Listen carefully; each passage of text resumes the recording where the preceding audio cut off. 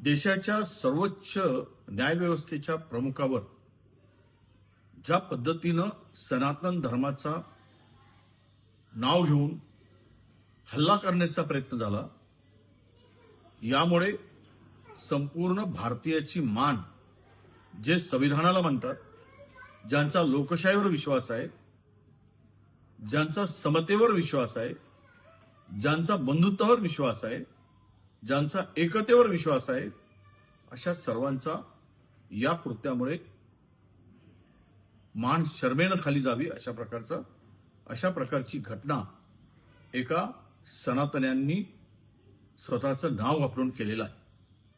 मुळात हा सनातनी हिंसक कसे होऊ शकतात? सनातन धर्माने तात्विक विरोध हा शिकवलाय. तत्वाचा विरोध करा, पण सर्वोच्च स्थानावर कायदा सुव्यवस्था, कायद्याच्या सर्वोच्च स्थानावर बसलेल्या व्यक्तीवर अशा प्रकारे भ्याड हल्ला करण्याचा प्रयत्न करणं म्हणजेच या देशामध्ये आता गुंडगिरी,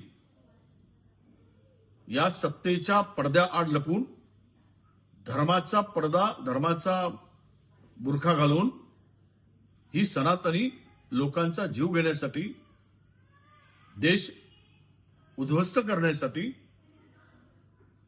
यांना पाठबळ मिळतं का? यामुळे यांची शक्ती वाढली का? हा खरा प्रश्न उपस्थित होतोय. त्यामुळं या घटनेचा आम्ही निषेध करतो, निंदा करतो. अशा बोगस सनातन्याला,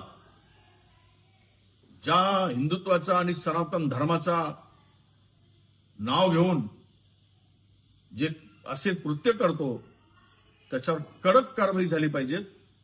तो कुठल्याही परिस्थितीत सुटता कामा नये आणि अशा नालायक प्रवृत्तीची मस्ती ठेचली गेली पाहिजे खऱ्या अर्थानं.